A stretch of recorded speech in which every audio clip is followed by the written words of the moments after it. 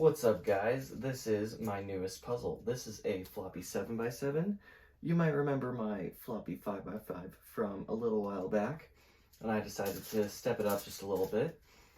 I'm pretty proud with how this ended up turning out. I'd say it turns pretty decently.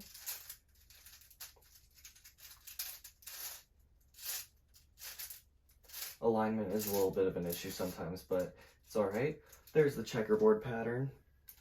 I feel like the orange and red shades are a little bit too similar for my liking, but overall it's pretty decent.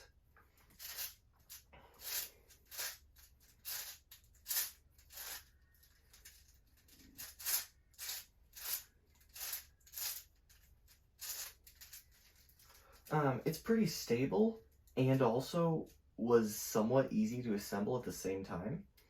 So that was kind of nice. And I printed like the core and these inner parts in black plastic, and I feel like it didn't make it actually look that good. I should have done like white plastic or just something brighter than black, because you can kind of see dark spots, and I don't know that it looks the best. I tried out a bit of a new mechanism to hold my caps into place, and I think it turned out pretty good.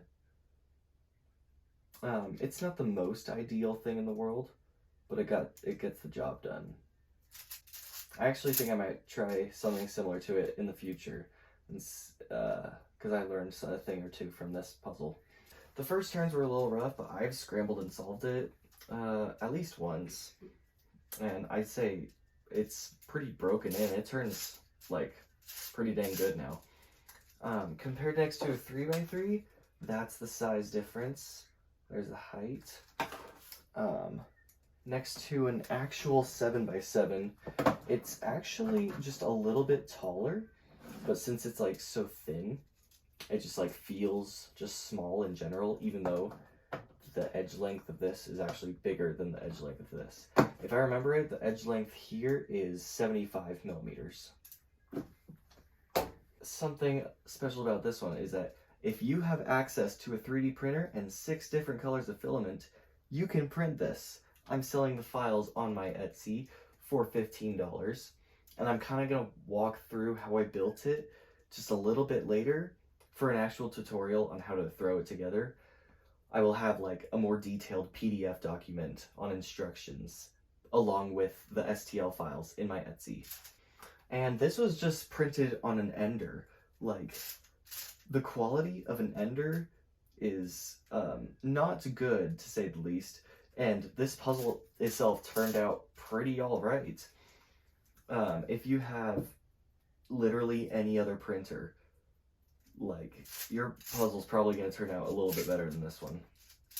We're going to go to the assembly and a short walkthrough of putting it together. When you're done 3D printing and super gluing all the parts together, they should look something like this.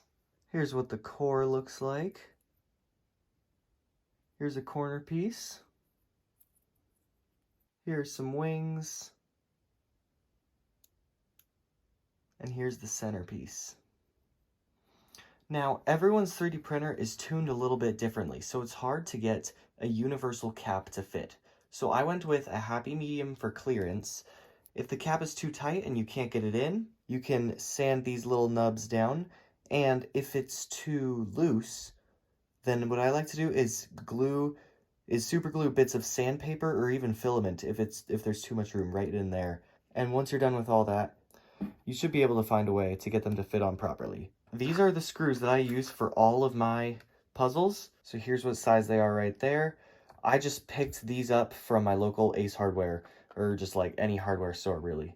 And I'm sure you can find them on Amazon. If you are able to find these screws at your local hardware store, it's also a good idea to look around to see if you can find any springs that fit the screw as well. I picked these up. I don't know exactly what the size they are. I just tested them around the screw and it seems to fit just fine, and then I trim it to size later. We have all of our parts 3D printed, super glued, even sanded if you really want. We have our screws and springs. Time to assemble.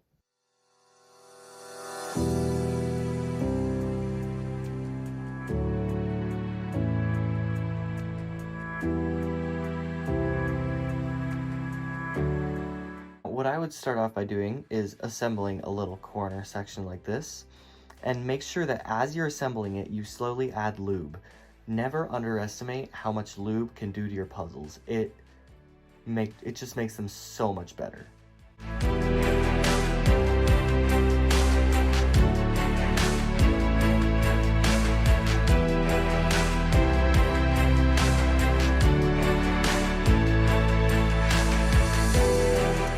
Here is a corner section assembled, making sure to add lube on your way, and let's continue with the rest of the puzzle.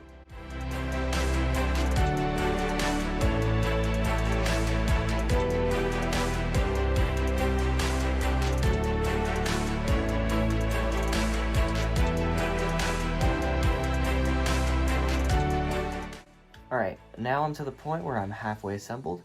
If you haven't added any lube to this point yet, I would really recommend adding some inside this sphere. This last half can be difficult to assemble sometimes, so just be careful. Take it slow.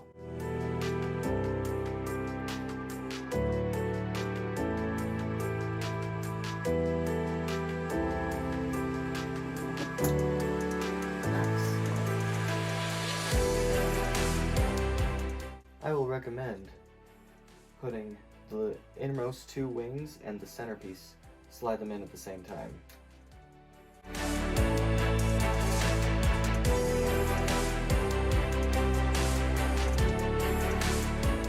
That's what it looks like when the yellow side is assembled.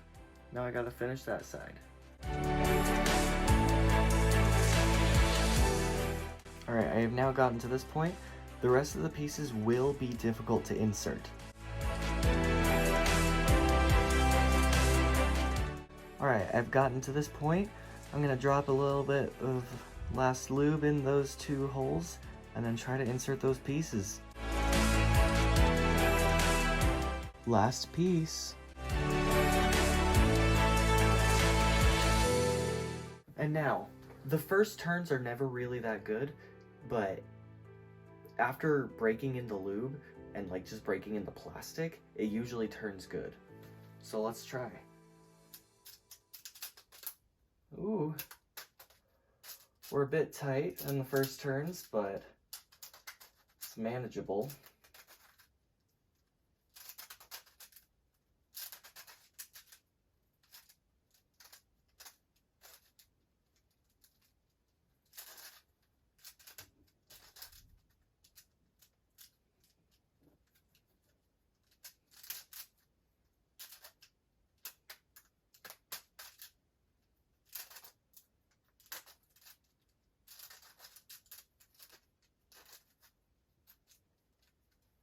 Alright, there it is in the checkerboard pattern. It turns much better if you hold it by these outside layers and squeeze it as you're turning it. If you turn it like from here, it usually does not turn as good. But I'd say that's a pretty successful puzzle.